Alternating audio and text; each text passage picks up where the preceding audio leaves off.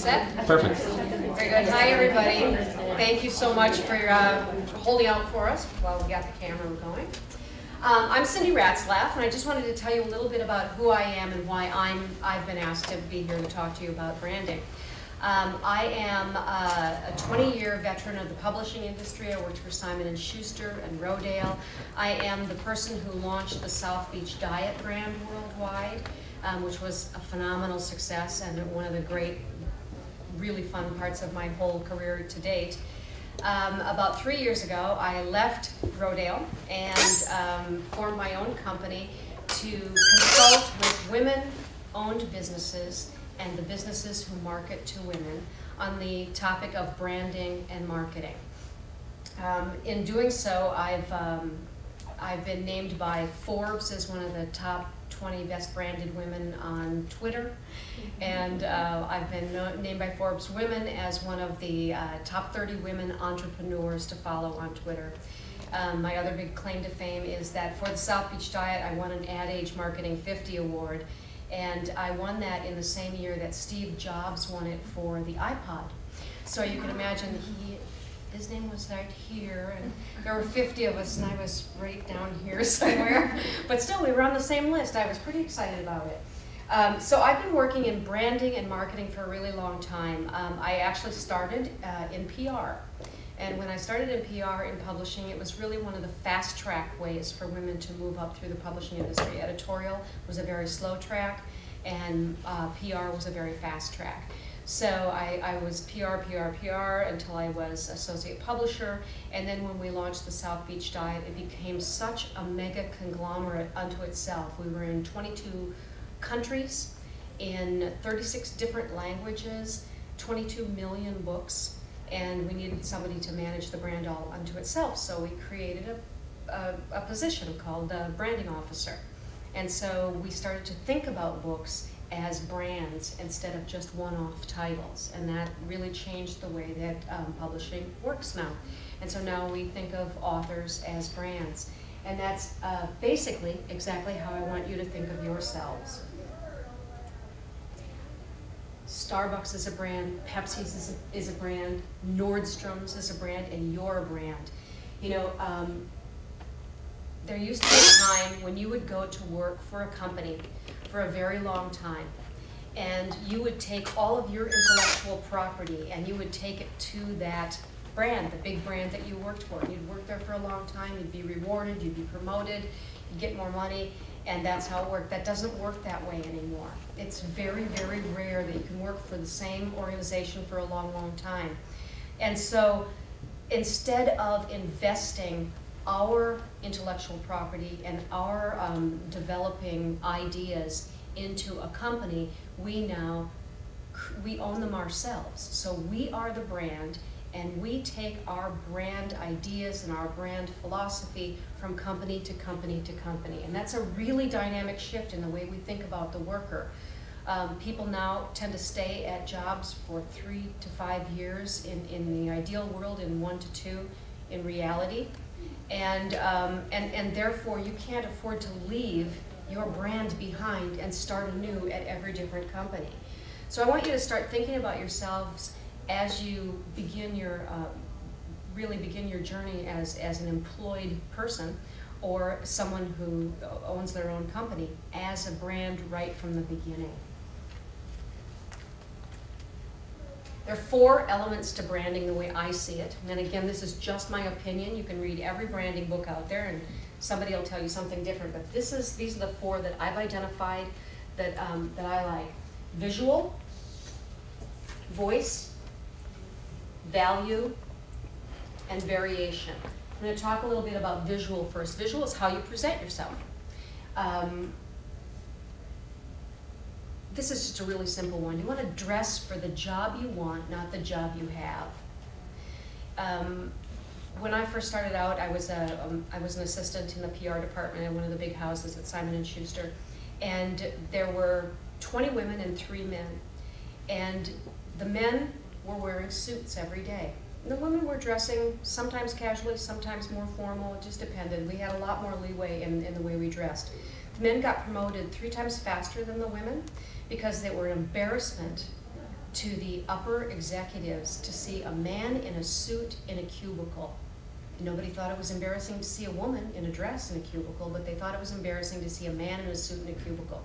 They didn't voice it that way, but they made it very clear that they saw that man in a suit as executive material. So you need to present yourself as executive material all the time. That doesn't mean you have to wear a suit all the time. I told this story in the last session. I want to tell you again. I was down at the American Visionary Arts Museum in Baltimore this past weekend. And the curator told me a story. She had an intern position. It was a paid intern position. She interviewed a lot of people, and she found a woman that she really thought was perfect for the job.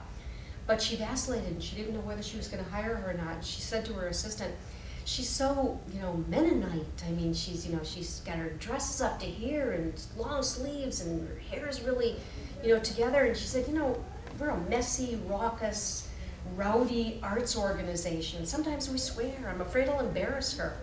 So the assistant said, I just have a feeling about her, so let's call her back in one more time. And they called her with no notice and asked her if she would just stop by. And she stopped by, and she was tattooed from head to toe. She'd been using cover-up makeup. She was completely dressed in casual clothes. She had piercings in every part of her face. And they went, oh, thank God, this is who we wanted. So she was taking her brand visuals and hiding them and not being true to herself. And she almost missed out on a job that was absolutely perfect for her. And they almost missed out on an employee that was absolutely perfect for them. So I'm not saying everybody wear a suit. What I'm saying is, decide what your brand visual is and dress for the job you want. Really let your personality show. Look at what the other people in that job you want dress like and dress like that. What you're doing by doing that is you're creating subliminal messages about your brand. How do I see myself? Am I artsy? Am I very buttoned up? Am I casual and chic? I mean, you're going to dress completely differently if you want to work in the fashion industry. So it's really just being aware that even at casual functions, it's always really business. And presenting yourself at every moment in a business situation for the job you want, not the job that you have. Your voice is your core brand message. It's exactly the tone of how you want people to hear you. What you want them to say about you when you leave the room. What you want them to remember about you when they think your name. You want to create for yourself this voice so that people actually have an image of what it is you stand for. That's your brand voice. So you have to do a little thinking about it. You have to decide who am I? Am I thoughtful and reasoned? That's what I want them to know about me, that I really take a lot of time and that I think it through. Or I'm measured, but I'm very thorough and I always get to the answer in the end. Or I'm positive and I'm eager. I'll do whatever you need, whatever you want, and I love what you do. Or am I passionate and I'm detail-oriented? Those are the kinds of things you want to think about. And those are keywords. Those keywords are really important, and you should be keeping for yourself a keyword chart of just a list. Just a keyword list of things that describe the brand of you. And someone recently said, or not recently, but said that your brand is not actually what you think it is. Your brand is what your consumer thinks it is. And in this sense, your consumer is your potential employer or your potential, the job you want to create. That's your consumer. So you don't get to say, my brand is I'm a lawyer and I'm really thorough and detail oriented and I'll work really hard for you, if you're not presenting yourself that way. So find your keywords, make sure that they're true to your real personality, to exactly what you have to offer. You can't just make up keywords and pretend that they're you. They have to really be you. So as you're creating the brand of you, we're not asking you to go out and just create something. We're asking you to do a little soul searching. Who am I? What do I want? How do I want people to perceive me? And make a list of those words so that you can use them. Your value is really what's your value to any company or to any business venture or to any group. Quirky little thing, but starting salary matters. If you take a job for $30,000 today and you stay in that company for 5 years, you're going to get a 2 to 3% raise every year if you're lucky, if things are good. If you get a promotion, they're going to give you 5% because you didn't leave, because they can get you cheap. So make sure that you're taking into consideration when you start for your brand, where do you want to be, where do you want to go? And the reality is that you're going to have to move around a lot in the beginning of your career in order to jumpstart your salary. And that's it. As an employer, I hate that someone's telling you that. I don't want you to move around. But as a brand, you have to know, work as hard as you can for the people you're working for, and then take your intellectual property and move someplace else and ask them to pay you more. You have to stay at least a year. You shouldn't stay more than 4 years in that first job, unless it's an unbelievable job. They really believe in you, and you're seeing that they're moving you up the ladder quickly. Who you work for is absolutely as important as what you do. Your boss is your gateway to the future in that company for you. So as a brand, you need to reevaluate your position every year and say to yourself, does my boss, do the goals, does this work still serve my brand? Is my brand valuable here? And is this position valuable to the brand that I am building? And if they're not a mesh, get another job. Keep yourself moving. You want to make sure there's potential for upward motion, that you have a supportive mentor-like boss relationship, and that you're doing work that truly fits your skills and that you really enjoy. And then finally, add to your skill set every single chance you get. Take projects within the company that surprise and delight you, that terrify you, that make you learn something new, that scare you all the time. And then add those things to your brand identity. Your variation is really your unique selling proposition. Why are you special? In a brand world, we would say, why should I buy this water over all other waters? Okay? Why should anybody buy you over everybody else that's out there? That's what you have to know for yourself, for your brand. It could be something like you have some previous experience. It might be that you have the ability, you're young, you're single, you don't have a boyfriend, you have no life, you'll work till 10 o'clock at night, because at this moment in your life, you're totally willing to go for it, for what it'll give you in the future. That could be your unique selling proposition, because 5 years from now, those women don't want to do that. But you have it over them if you can do that. So, if that's you, and that's what you want to do, make sure they know that. You might have the willingness to change locations. You might be totally fine about moving to Dayton, and somebody else might not, because they have a wife, and a husband, and kids, and too many complications, elderly parents, etc. There are unique times in your life when that can be your unique proposition. So you just want to be able to identify it. You might have a passion for the work. You might have wanted to work for UNICEF since you collected pennies when you were trick-or-treating when you were 5 years old. And the opportunity to work for them is the culmination of really a long, passionate lifetime of thinking about them. Let them know, because that's your unique proposition. Lots of people can work for them, and lots of people will have the skill, but if it's really your passion, that's going to be so attractive to them. Make sure that your brand, you know what is a natural fit with your personality. If you make a bunch of keywords and you think you know what you're talking about, and you go out there and sell yourself as something that you're not, it will grind you to dust. Know what is a correct fit with your personality. I'm a cheerleader. I know that about myself. I am a cheerleader for my brands, for the people who work with me. I immerse myself in their brands, and then I go out and I tell everyone, because I'm Chatty Cathy. That's what I do. So I know that, and so what I do is a perfect fit for my personality.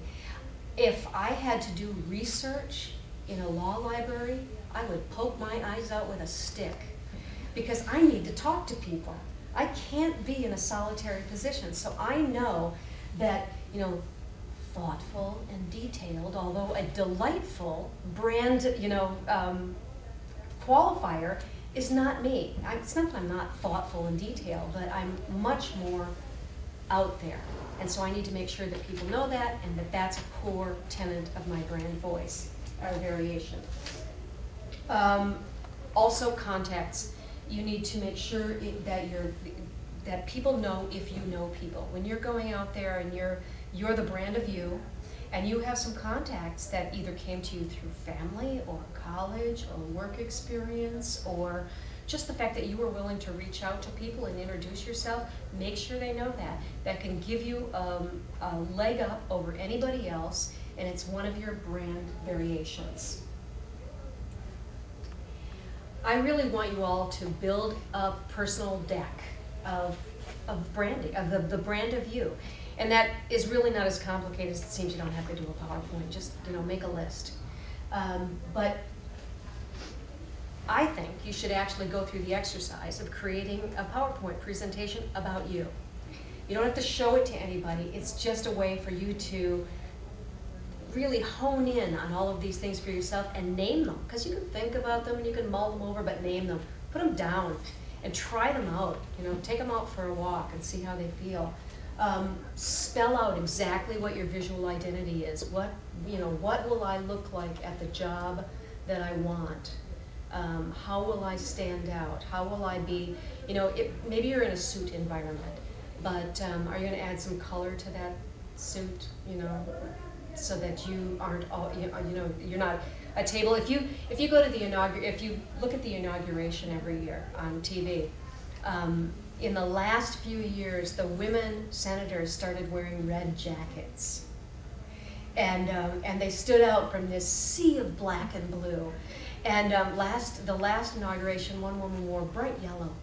And I just loved her for that because she was in a suit. She was clearly professional, but she just said, no, I'm a little special. You're gonna see me when you're posing, when this camera goes around the room. So just because you're in a suit environment doesn't mean that you can't stand out, etc. And remember that if it's a tattooed, spiky kind of job, show that you have that. You want to create a personal mission statement for yourself. And again, this is only for you. You don't have to share this with anyone else. But what do I want? Most of us are still looking for that. But the reality is, you have a chance here to say, what do I want now? And then in 5 years, you can say, what do I want now? And you can keep asking yourself that question. But make a personal mission statement. What do I want to contribute? And what do I want to get out of this? And so that you really know, is your brand going in the right direction? Are you being true to your brand? Are you taking your brand down a wrong path? Because your brand goes with you. Your brand doesn't just stay there. Be really, really clear about what your value offering is. That's just about knowing yourself. Who am I? What do I want? What do I have to offer? And then list your variations. List those unique things that will make people choose the brand of you over all other brands. Okay, now this is the part I really want to focus on. I want you to start thinking about the fact that you need to create brand SEO for yourself, search engine optimization. Everybody's going to Google you as soon as you leave this room. No, as soon as you start to put yourself out there, and all they're going to find is, for most people, is either A, nothing, or B, your drunken Facebook pictures. So you need to be building a LinkedIn profile, and I don't mean to be flip about that, but the reality is that no matter how hard that you have your profiles set, no matter how private, if your friends don't, they can still find you. So I highly, highly recommend that before you go out looking for work, you untag yourself in some of those photos. That's just an easy thing to do. Then you're there, but nobody can actually search for you. You don't have to take them down.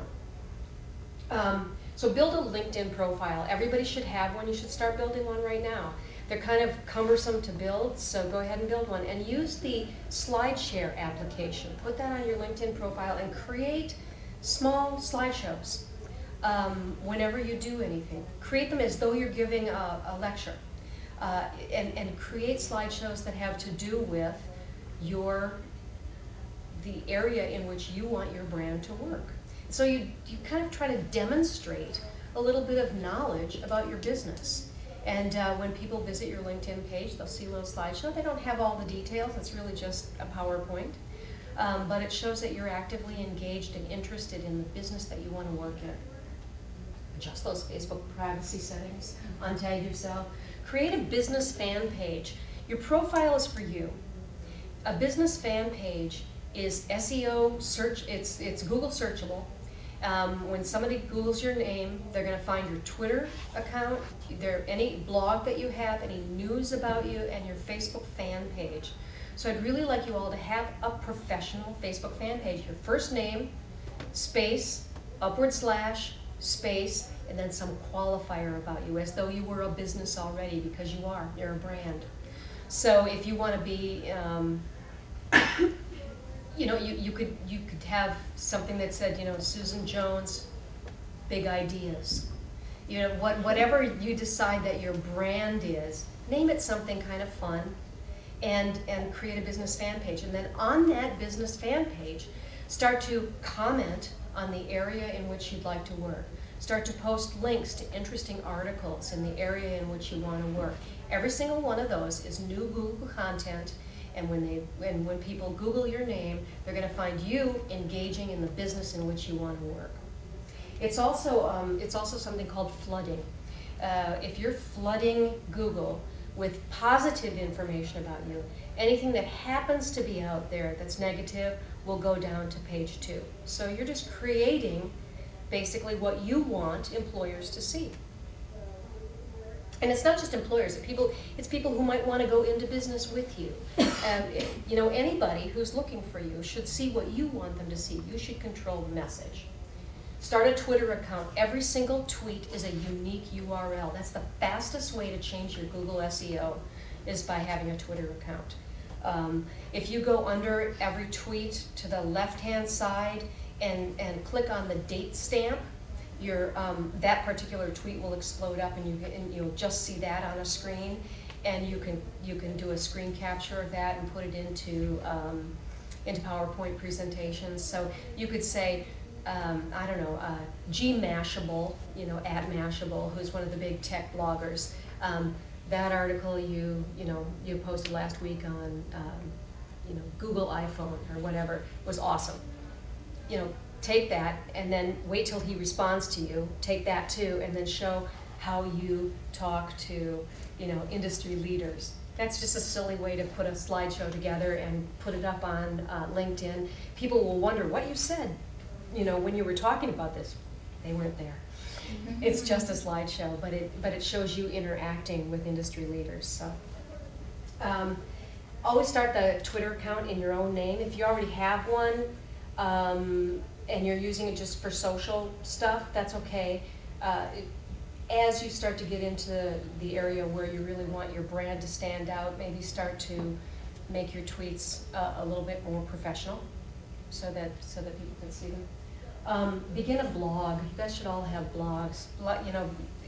They don't have to be long. They can be incredibly short. There's a prolific blogger named Seth Godin who's written 1 billion best-selling books. He writes every single day, and his SEO is mad. I mean, it's just wicked. It's everywhere. You can't not know what he had to say. And sometimes he'll write 2 sentences, but he writes every day. He's consistent, and it's always something from his personality tied into business. So he's been very, very effective, and I highly recommend reading his blog. He's really effective in taking personal and creating a brand with it. Set up a Gmail account. Nobody wants to hire somebody whose email is kitty2. Okay, that's just I can't believe we have to say that, but the reality is that some people have dorky, really dumb email names. It just needs to be your real name. Okay, my daughter did this. Okay, so here's my personal brand. I work with women-owned businesses and the people who market to them. I'm very clear about what I do. If it's I'm not going to work for Men's Health. It doesn't work for me. I do things every single day that scare the heck out of me, and that's part of my brand. I'm willing to try anything, and I really, really like learning new things, things that hurt my brain. Right now I'm trying to teach myself Camtasia screen capture video. It's making me sob, I'll just confess. But when I get done with it, I'm gonna be awesome. And so that's, just teaching yourself new things. I take imperfect action rather than waiting for perfect action, because I feel like when you wait for the perfect, it never comes. And you can get stuck, planning, not moving forward. And that's not to say that I want you to go out there and be sloppy. My brand is just all about moving forward and encouraging others to do the same, because I'm a cheerleader.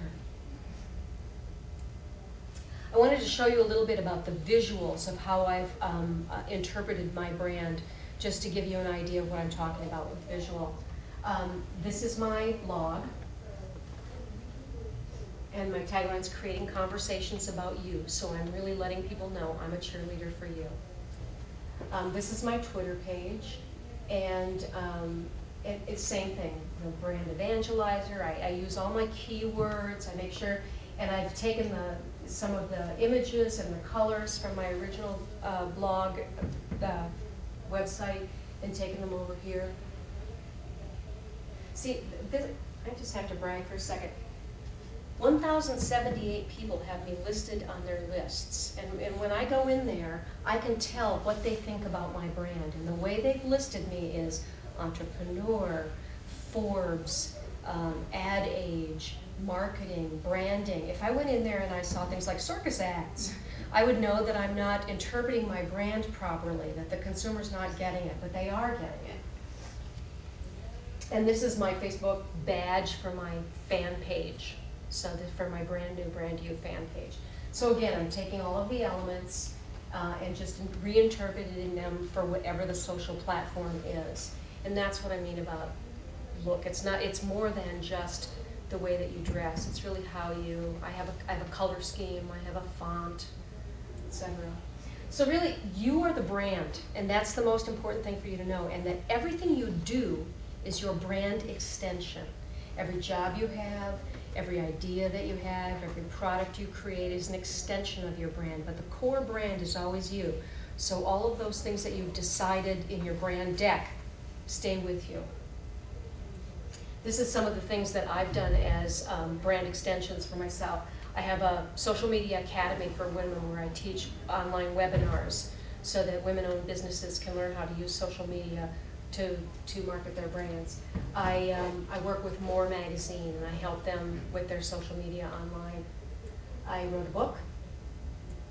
I blog for Oprah. I'm a speaker at Miraval, which is a fantastic spa. Trust me, take little gigs that take you to spas. It's a good thing. And I have a line of products at Philosophy Skincare. So none of these have the same brand look as my original brand. They're all brand extensions of me because I'm very clear about who I am. Each one of these things is a cheerleader thing. Each one of these things is something that appeals to women. So I've stayed very true to my brand, but I can really expand that brand out to a wide color palette, to a different font, to a completely different look because I'm the core of the brand. So the next thing you really need to do is continue to connect with industry leaders. I'm at Brand You on Twitter and Brand New Brand You on Facebook, and I'd love to hear you guys just tell me what you're thinking, tell me what you're doing. I'm a prolific poster and tweeter. Don't follow me if you only following 10 people, or you'll have to hide me because I post a lot. I have 20 clients that I do post for on a regular basis, so I keep Hootsuite open on my desktop at all times, and I basically play online all day long. It's awesome. That's really all I had to say, and I just wondered if you had some questions about branding. It's a complete shift in the way that we need to think about ourselves as people going out into the workforce now. When I say that you're the brand and your company is not, I'm not saying go out with that company and don't do a good job. or think very selfishly about yourself first in the company. You know, when your brand hires itself out to that company for however many X years, you owe them a fantastic job, because one of your core brand principles is I'm awesome. So you want to make sure that everything you do goes back to that core principle of holy cow, you know, brand Sue is awesome. You know, and you always want people to be saying that about you. But in the end, you yourself are the brand, and you will take some of your experiences and your contacts and your intellectual property, and you will go someplace else. So there you have it. Anybody have any questions? I'm interested in hearing like how you got interested in like Twitter and everything, because I feel like it's more of like I have younger cousins that are like tweens, and like they know how to work Twitter, but I honestly don't know it that well, and I feel like it's more of like a younger generation. But the way that you're speaking about it, it seems like employers are really looking to those like Facebook and Twitter. Here's a good example. On this past Sunday, I was featured in an article in the New York Times about the Oprah effect on selling books, and I had like several really great quotes, and it was the front cover story of the style section. It was a very big deal. This is how the reporter found me. I wrote a blog post called How to Get Your Book on Oprah, and it was really kind of a tongue-in-cheek article about the fact that most authors think that their book needs to be on Oprah, but they've never watched Oprah, and they don't know what she talks about. And so they'll come to you with their Civil War novel and say, you know, I don't understand why Oprah doesn't want to talk about the Civil War.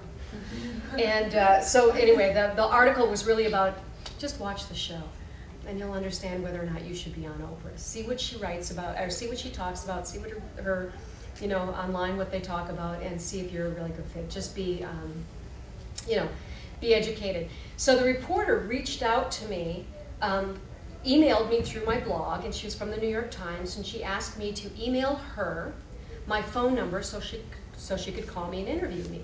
So I emailed her at the New York Times. So the New York Times sometimes has its privacy settings set so tightly that my email kept bouncing back because I'm not yet in her address book. So I couldn't get through to her. I'm thinking, oh my gosh, the New York Times wants to interview me. I want to be interviewed, and I can't reach her. So I went on Twitter, and I went on Google, and I Googled, you know, Stephanie the reporter on Twitter. First thing that comes up. So I go over there, and her name on Twitter is like SROK. I would have never found it. So I went onto Twitter and checked to see if she was following me, so I could DM her my my phone number, because I don't want to send my phone number out into the Twitterverse for every creep to call me on the planet. And she's not following me, so then I have to do an @reply to her and say, please follow me so that I can send you my phone number. New York Times is bouncing my emails back. So she follows me, I DM her my phone number, she calls me, and I'm in the New York Times. Now, a lot of reporters and a lot of press are on Twitter, and I keep Twitter lists of press when I find them that are on, and I follow them, and I talk to them. I strategically, every week, pick out 2 or 3 press people to comment on things that I read that they do, etc. So I use Twitter for business, purposefully and strategically, and I get stuff out of it. I was just wondering, because I've personally stayed away from Twitter because what little I know of it is just that it's you follow people, and I know like most people follow celebrities and stuff.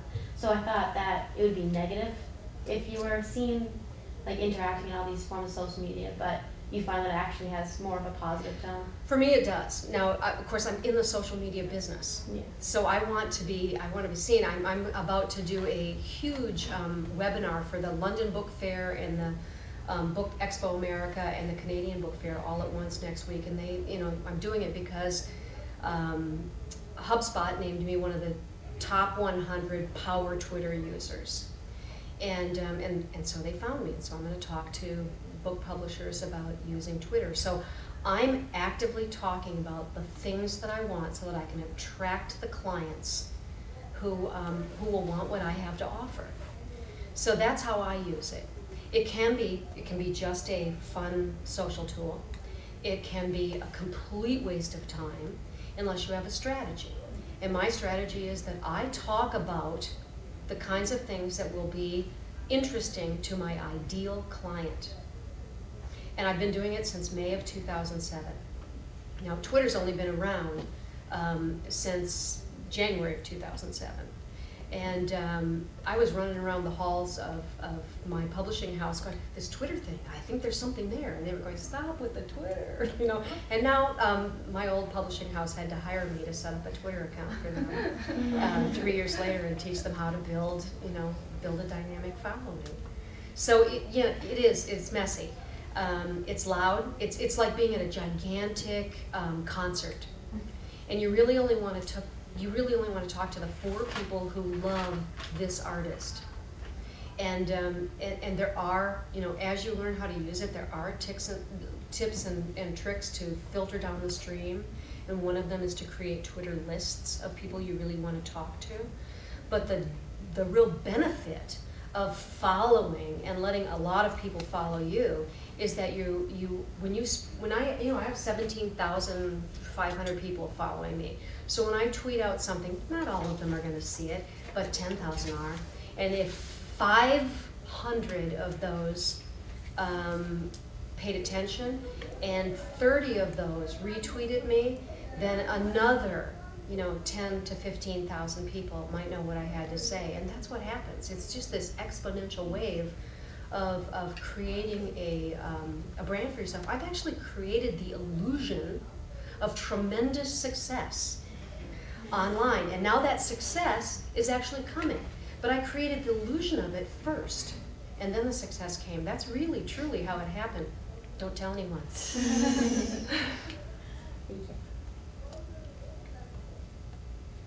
So you're gonna all blog? Okay, good. I would love it if you do start a blog, go on either Twitter or my Facebook and tell me, because I'll come and look at them. I'll comment. I'll let people know you're there. It's really fun. Thank you so much. All I want you to do is think about yourself as a brand and think about how you want to present yourself to others and how you want them to think about you. And that all starts from you creating the message and then trying to control how it goes out there. You guys, I don't envy you at all. You live in a time and an era where everybody knows everything about you, and your digital footprint is long and deep. And we didn't have that. We're just starting it. I'm the same as you. I have 5 years worth of digital footprint. You guys probably have more than I do.